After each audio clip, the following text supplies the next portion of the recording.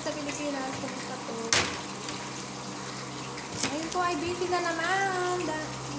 Wala akong bisita ngayon. Magluluto po ako ng sweet and sour po. Sweet and sour.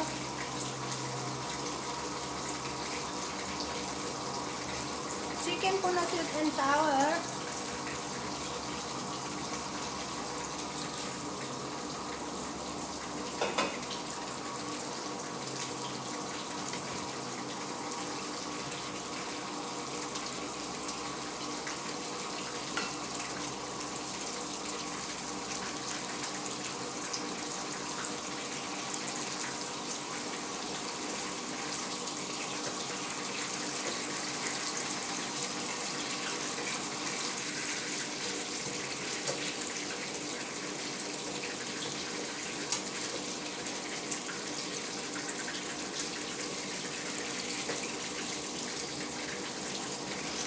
Ako yung chicken na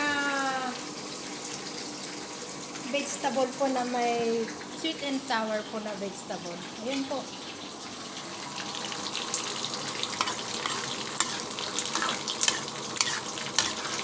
Ayan po ang chicken vegetable na may sweet and sour. At ito po ay ipapry ko po. Ayan po ang kanin nila. Ayan.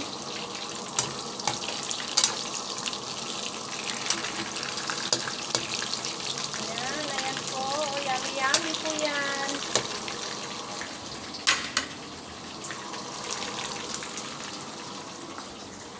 Bigyan po natin ng sweet and sour chili sauce. Sweet and sour po ito. Sweet chili sauce.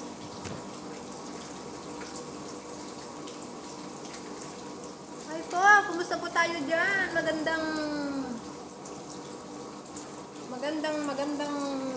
tanghali po dito, hapon na po. Oh. Yan po, maganda po ang araw ngayon. Ayan po ang aking mga niluluto. Ito po ay patatas. Saka yung chicken na kinuha ko po dito. Konting cauliflower, sili na red pepper, at green peas na vegetable po. At carrots at onion leaves po. Yan. Masarap po yan. Masarap. Gusto po ng amo ko yan.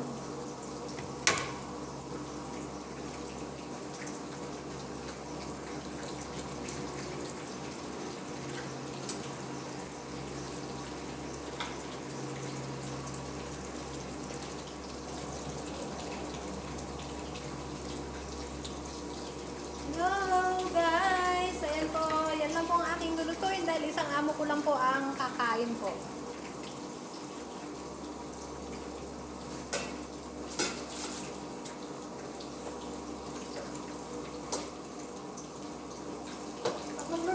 Ang pagluto po nito, yung chicken po ay hiwain niyo po ng parang cubes. Yung ganito na chicken. Pero ang gawin niyo po muna, chicken breast po. Ganito po ang chicken breast. Bukan na po ako eh. Isang pakete na chicken breast. Walang buto po. Chicken breast, ang pakete. Hugasan niyo muna mabuti ng asin at saka lemon. And then step aside po niyo po yun. After mga 10 minutes, hugasan nyo na po ng tubig. Tapos, patuyuin po ng konti, walang tubig po yan. And then po ay hiwa-hiwain nyo po ng maliliit na cubes. Maliliit po. Pag nahiwa nyo na po ng maliliit na cubes, ilagay mo nyo po sa isang bowl. Lagyan nyo ng paminta, konting asin, konting, ano ba ito? Konting magic, konti-konti lang po magic sarap. And then, lagyan po nyo po ng konting ganito po. Soy sauce po, ito na Maggi soy sauce.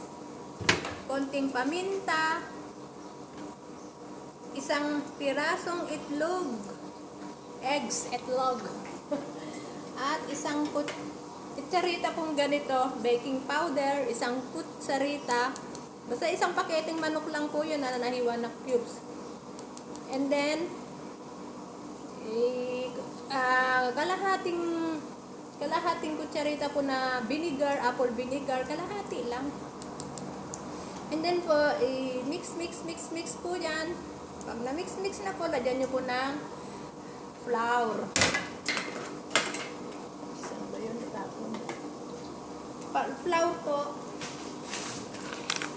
Ayan, flour. Lagyan nyo po hanggang 3 kutsara o whatever kung hanggang sa po naglapot-lapot po siya. Ayan, pag naglapot-lapot na po siya yan, step aside mo po yan. Bago mo po, iprito yun ng isa-isa. Isa-isa po, lagay mo sa kagaya kung ginawa ko nito, isa-isa. Na ilalagay sa kawali. Hindi po pagsasabay-sabayin po yan, ah. Ayan, tignan nyo po, oh. Yung ganito po, naglagay din po ako dito sa gulay na sweet and sour. Lagyan nyo rin po itong na sweet and sour po na ganito. Ito rin po, pag hinango nyo na po, lagyan nyo rin ng parang sweet and sour na ganito, patakan nyo po. Masarap po yan. Ganun lang po. Masarap po yan. Ayun po ay, aalisin ko na yun at luto na. Pag aalisin nyo po yan, kasi po patayin na po ninyo yung apoy.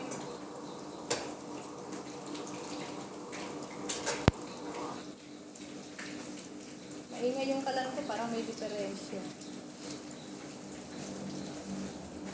Wala naman tayong premix, ano po natin sa, ano po, yung strainer. Yan.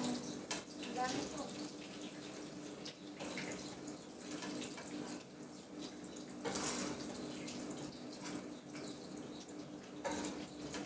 Gawin ko po, lulutuan ko po yung mga apo ko ng ganito.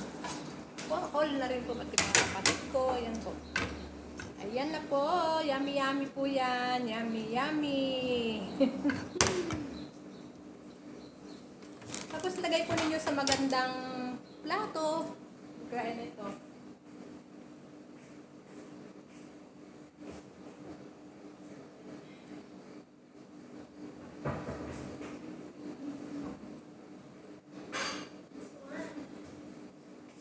Dahil po ay isa lang po kasi ang kakain, yung amo ko lang pong lalaki. Maglagay lang po ako ng konti. Dahil yung iba po ay sa amin na. Ayan. Ganyan po ang hiwa niya. O, tingnan nyo po, cubes.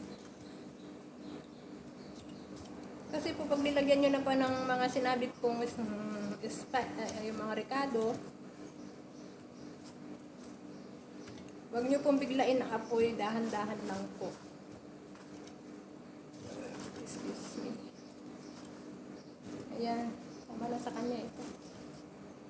Isa lang po kasi ang kakain, yung amo ko pang lalaki. Ayan po. Tapos, lagyan po ninyo ng ganyan. Garnish lang, garnish. Pero mamaya ko na po ito lalagyan dahil mamaya pa po kakain yung amo ko. Garnish, garnish. Sige, lagyan ko na po para makita ninyo. Ganyan. Yung iba nga nilalagyan po nila ng simsim eh. Alam niyo po yung simsim? Para magandang tignan. Sa restaurant po, sa totoo lang po, hindi po ako nagyayabang. Dito po sa Sheraton Hotel, nagpaluto ang aking amo ng mga pagkain. Nagustuhan po nila, like po ng mga, ano po ba yung niluto kong yun? Yung dorma, yung marguga, yung mga yan po. Malalaking laham, tsaka yung ganito po. Malalaking tray po yan dahil nagpadagdag po yung amo ko nung kinasal po yung anak niya. Nagpunta po kami, promise po nagpunta dahil baguhan lang po ako, pero natuto din po ako agad. Ganyan po ang mga pinagawa sa akin. Tinitingnan ko nga po kung mauubos po dahil siyempre ang dami pong tao. Nagustuhan po nila, sabi nga ng amo ko, very very good daw. Nagustuhan nila paano daw lutuin yun. Kaya kung minsan po may Indian dito nakatulong ng amo namin. Indian po yan ha. Sila po ang nagturo sa akin ng chicken masala pero ako naman ngayon ang nagtuturo sa kanila. Hindi po ako nagmamayabang. Promise po, totoo po lahat yan. At least po sineshare ko lang po sa inyo. Ayan po, Jaran. Di po ba maganda? Okay po, bye-bye po. Hanggang dito na lang po ang aking munting video. Dagan salamat po. At sasandukin ko na rin po itong sweet and sour nila. Kasi isa lang po ang kakain. Si Baba lang, yung amo ko lang. Dahil yung babae po ay kakain po siya sa labas. Ayan. Kunti lang po ang aking sasandukin.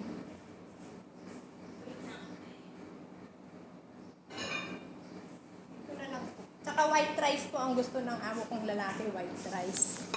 Ayan po. Kunti lang po.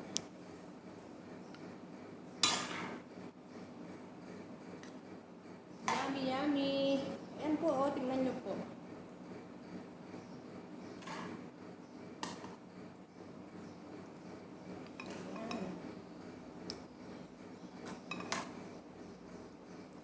Tama na po yan. Dahil siya lang naman. Ayan po. Okay na po. Oh. Siya lang po. Tsaka kanin, rice na kunti. Ito pong sobra ay bigay ko po dun sa kaibigan ko.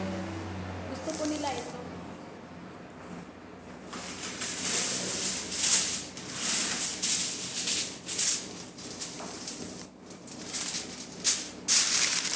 Naman po kami mag-day off kasi lang nakaraan hindi po kami mag-day off. Kasi nga po ay ito na po ang last na po ang pag-day off namin dahil 1 month po ang Ramadan, hindi na po kami maka-day off.